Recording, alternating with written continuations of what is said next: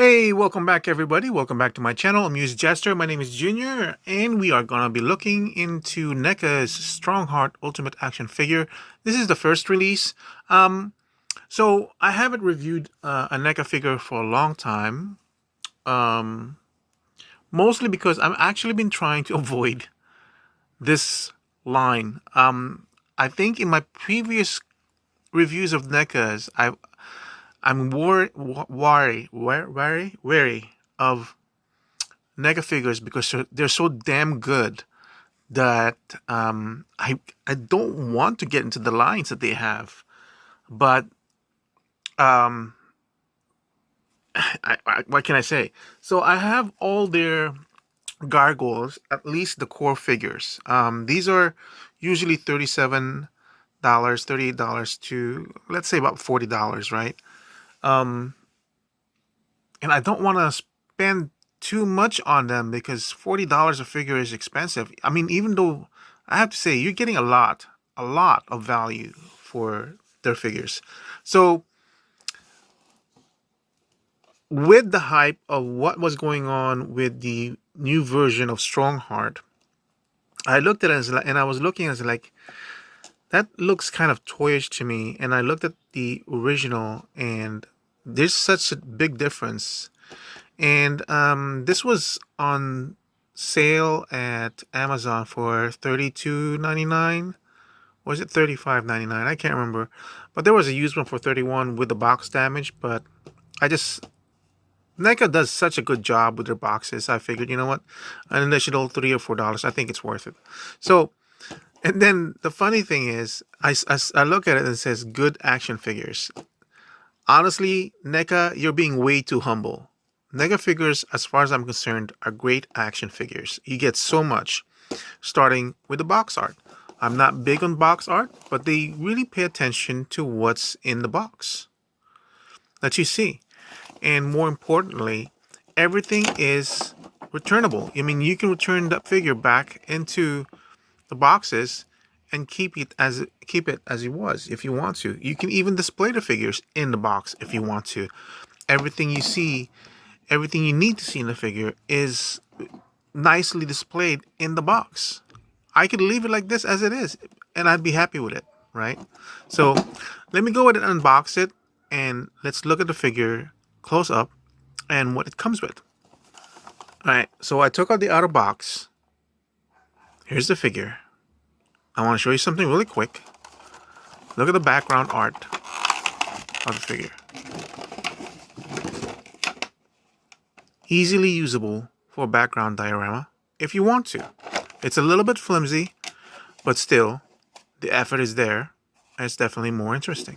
Here's a Warhammer. It comes with a figure. Notice the paint application is just amazing. A little bit of a copper with a little bit of a black wash. It's basically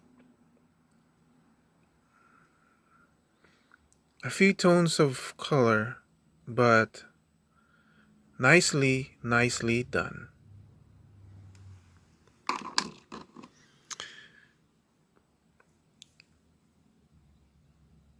Here's a little sharp dagger. Look at that. It's like speckled burnished metal.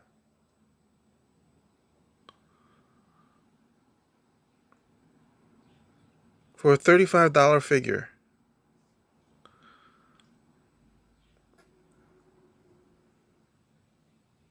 That's just amazing detail that you're getting.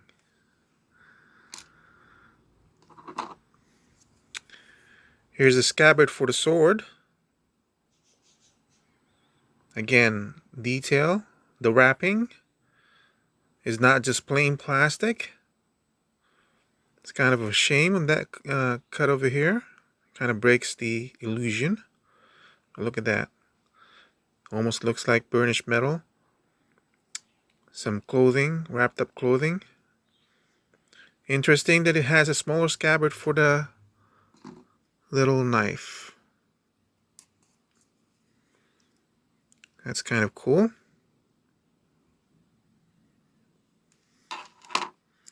And of course you have the sword. Look at that. That's a proper sword. Not bent. Look at that. It's all straight.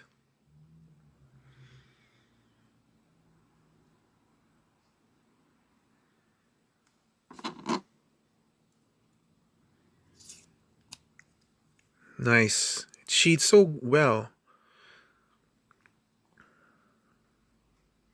Honestly, without my fingers for reference, that looks almost like a real life sword.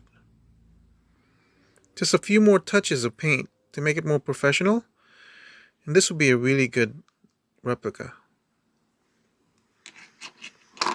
Now for the hands, we'll go very quickly.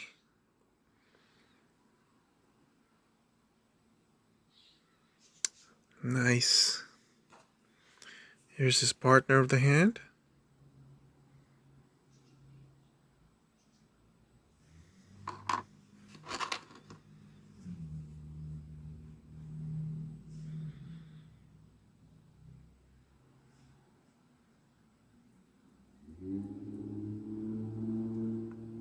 Closed hands. Once we got, since we saw what they look like in terms of detail and everything, we don't really need to go too much on them for too long. But yeah, that's it for the accessories. Oh, I forgot the shield. Shame I have that little paint blemish over there and a bit of bleed through over here. Look at that texturing on the back. Yeah, really well done. So let's go and take a look at the figure. The figure itself already has a cloth cape and a wired cloth cape. The wiring is not too strong, but it is there. I wish it was a little bit thicker gauge. That way it would have been nice. The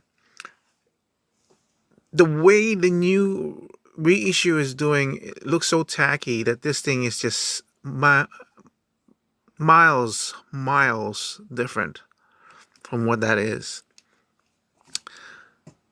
So let me just really briefly turn the figure around so you can see what's involved.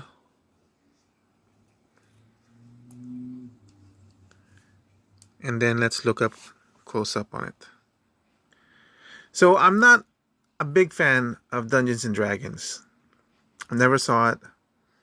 I'm vaguely familiar about the game, but as a standalone figure, this looks amazing. It just really does look amazing. Look at that face. Comical, yes, but amazing. Burnished metal. I think the only thing I might complain on this is the feathers on the helmet. They really do look plasticky as one solid piece. But I mean, like, what can you do? I mean, the detail is there. It's just, you know, there's no way you can appropriately design a feathered cap on a helmet. There's just no way. The visor does go down. And I actually almost prefer with the visor down. Let's see. Looks like you need to push it down a little bit more so you can actually see his eyes in there. All right. Oh my gosh, I can't believe it. Look at the crest. It's a simple dark wash, but it brings the silver and the armor so well.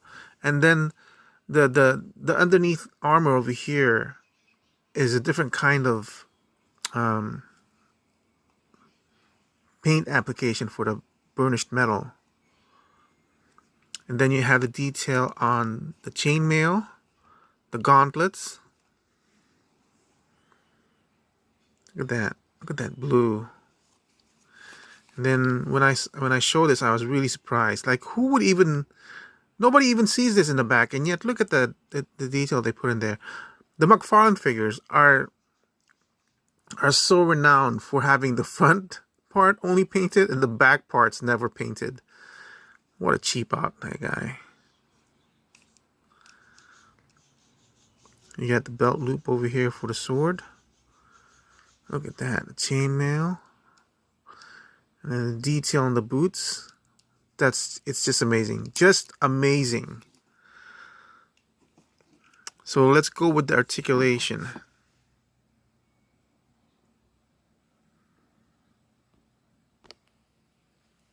I already showed that this thing can go up and down. Doesn't have any movement right there. You can go off to the side.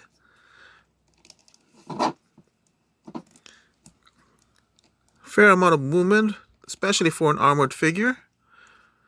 Anything you might need to and think of. Okay, and let's see, for the shoulders, it is stiff, so if you feel more comfortable heating or warming your figures up or putting it in hot water, go and do so. I feel like NECA has had a bad reputation from their earlier products where the joints break easily or something like that. But I've never had any breakage from NECA, from any of their figures. So I guess maybe I got lucky. I don't know. But I'm usually careful with my figures anyway. There is rotation. There is a bicep rotation over here, but it's just tight that it's just rotating off on the shoulder, as you can see. And there is gives you a 90-degree bend on the elbow. But I think, yes, there is also a rotation on the elbow joint itself. Now, does it have rotation on the gauntlet? It does not. The rotation is on the wrist and an in and out movement like that. Again, the elbows, the shoulders are stiff. So that's how I usually would hold it, just close to the base of any joints to make sure it doesn't break off or you're not stressing the joint. See, for me, I don't mind being careful around the joints so that it's not overstressed on these tight joints, because it's got to be tight because you don't want a lot of spaces in between these joints. I don't mind those. Having to always have to dunk your figures in hot water or blow them in an air dryer or a heat gun. Those are the ones that I don't want to do, because I feel that's asking too much. I feel that if you're producing a figure, then those figures should be tolerant of movement, as long as you're careful, But if you do feel any kind of resistance, for example, like this one is tight, more tighter than this one, then maybe you might want to heat it up as a precaution. But to tell each and every one of your customers so that to say dunk your figures first before you mess around with it, yeah, that's not a good thing. That's not a good thing. The shoulder pad seems to be free floating separate from the main armor. Like for example, like this one, even though I'm holding it at the base, I am kind of leery and I don't want to cause a breakage, so I might dunk it. But out of all the figures I've had of NECA, I haven't had to do so. Like I haven't had to treat it with a heat gun nor hot water. I'm just way too lazy, and none of them is broken so far. So even with this one, I might do it. I probably won't, but who knows? Yeah, so there's the movement over there. And we saw that there is movement here in the upper diaphragm of the chest. You can go massage that if you want to. Of course, it's breaking the sculpt, so you don't really, why would you want to? You can twist a little bit there, twist a little bit there, make it look more natural. But it does have, look at that, a range of movement side to side. How is it forward? Force is going to get restricted by these chains, but that's fine anyway. Look at that. They even accounted for that kind of movement. And then, of course, you can move it back like that as well, too. That's pretty good. Again, usually this should hamper it, but the material is so different It's so flexible that it's not doing anything like that. And why? It's not even necessary because you don't really need to show this chains, and yet he's doing it. It's just a nice, really added detail that is there. The belt for the armor is there. Separate piece from the actual whatever skirt this thing is. The paint application is just amazing. This one, the skirt is thin enough so it should be able to move, but you know, it is part of the design, so unfortunately it's there. Let's see how much it hampers. That's not a bad movement for the legs, right? I mean, it's an armored guy. You don't really expect it to move that much, but still, that's not bad. An armored guy, you don't need you don't really expect him to be able to bend on one knee. You know, it's but still. So even though it's double jointed on the knee, I don't think you can get much more farther than that, nor should I want to push it. I think that's fine for me. Look at this one. This one is actually separate from the knee, so it actually moves forward and back. That's really cool. So, okay. And then the ankles. It's a big ball joint, but it's nicely hidden, so it's not egregious as the first of McFarlane figures. And it does have a pivot as well, does it? Let me see. It does have a pivot on the ankle. See, you barely can see that ball joint. So that's pretty good. How easy is it to remove?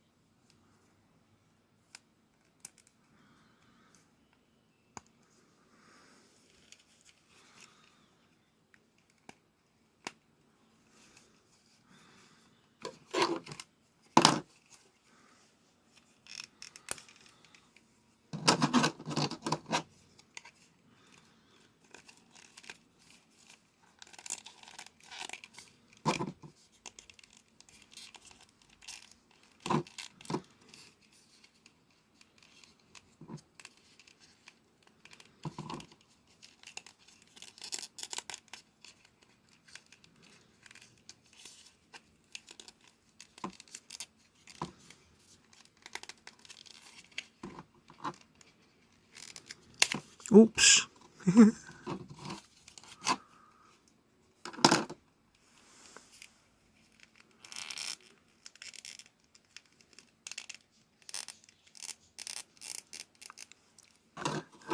So you saw me break this trap. That's really my fault. I mean, I was pushing it and pushing it. I just needed to put it in there. In the meantime, though, I did notice there is a movement on the gauntlet as well. There's like a lot of space in here. I don't even know if it's meant to go in here. I mean, you would think so, right? But yeah, I was just really stressing it a lot. I feel like this should have been like higher like this. Because I don't think that's gonna fit in here. I kept pushing it because I wanted this to go over here, but I feel like probably it's meant to be held by using this hand. And if that's the case, then at the most, it probably was only designed to be held up to here. So, would I fault NECA for that? No. I was really pushing it way past what it should have held. So I'll just glue that. That's completely my fault. And it's still usable though, you know. And it's still kind of sticking. It did allow me to figure out that it does have a rotation on that gauntlet as well. Not that maybe it didn't need to. I don't think it needed to, but it's nice to be able to kind of form the gauntlet like so you can have it forward, kind of facing a little bit like that. None of the joints feel loose, maybe around the thigh area. The other thing I might question is this gap over here I really don't like. I would say that's a failure in the design. So they should fix something like that. Let's not break the loops. We can avoid it. Maybe I should have gone the other way around.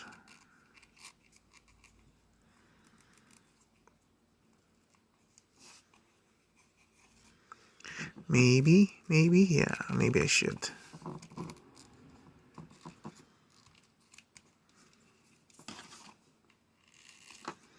There you go. So he can put the sword back in the scabbard, and then he can hold on to his warhammer.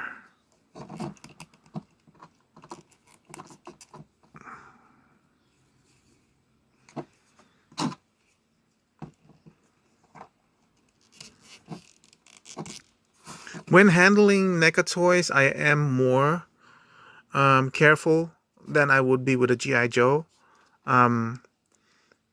Seems a quality higher than GI Joe. You know what I mean? Like GI Joe's sculpt is there. It's got a lot of texture. The detail is there and everything, but the paint is lacking. The paint is not bare minimum, slightly above bare minimum, but nothing compared to what NECA does. Nothing compared to what NECA does. So yeah, I kind of like this one. I'm not gonna get the guy that's like a short imp. That's at $35. I feel that's a little bit overpriced. I think these toy companies, they're so much of a stickler to a price base. Like if all their figures at $35, then all their figures $35, regardless of how small it is. And yet the moment it gets bigger, they put it up at a higher price point. If your figure is smaller than the average sized figure, like for example, Snarf and Thundercats, don't be such a greedy jack.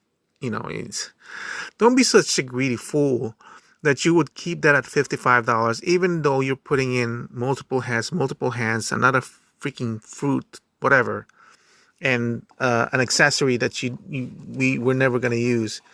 Do your fans a favor. Be loyal to your fans, and bring down the price from a usual $54 to $45. You know, especially. I mean, you're already stretching it at 55. If your figures are smaller, it should be at a smaller price. I know. It doesn't matter because you're probably putting in the same aluminum cast or mold for it, right? I know, but it just comes off as a better customer service if you're doing that. Or do a 2-pack. Offer a 2-pack at a slightly higher. For example, if you have Snarf, no, let's put Snarf because I don't even know how to 2-pack that because I think there's a mini Snarf, whatever. Wily Cat, $55. They're small figures like that compared to the regular Thundercats, right? Disregard whatever extra accessories that doesn't really matter. Put it as a 2-pack instead of 55. Put it as 75, but as a 2-pack. That way, on each it's like maybe 40 or 38 or something like that. Something manageable, something that shows the customers we acknowledge this is a small figure, and we'll meet you halfway. Something like that. Don't put it up as $55 like a regular figure, and put in some accessories we may not necessarily need. Why am I talking a Super 7? It's basically about the same scale as Super 7, these NECAs. Not NECA is in a quality far above Super 7 when it comes to paint application. And yet the price range, this is $35, $39, and NECA is $55. I mean, Super 7 is $55.